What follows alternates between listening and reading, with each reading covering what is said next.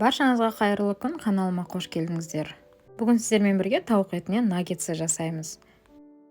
Ол үшін бізге тауықтың жұмсақ еті, панированный сухари, 2 дана жұмыртқа, 100 грамм ұн және де приправалар қажет.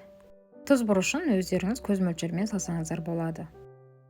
Ең алдымен тауықтың етін жұқа қылып турап аламыз. Кейіннен дәмдеуіштерін салып, жақсылап араластырып, 10-15 минутқа тындырып қоямыз.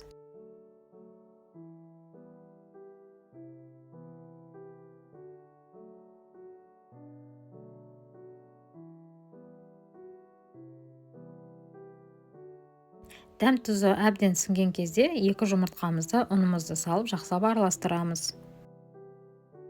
Кейіннен әрбір долькасын панированный сухариге 2 жағынан матырамыз, соң майға қуырамыз.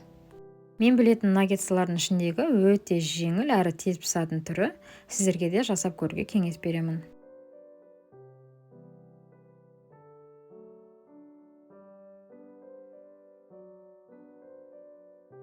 Осылайша 2 жағынан жақсылап қызарғанша қуырып аламыз.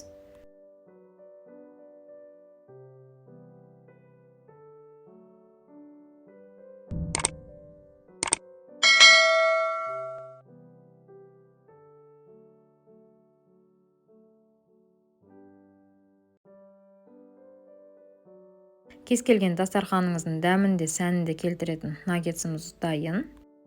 Бүгінгі менің рецептім сіздерге ұнаса, міндетті түрде лайк басып, подписка жасауды ұмытпаңыздар. Сіздермен бірге болған мен Айжан, назарларыңызға рахмет.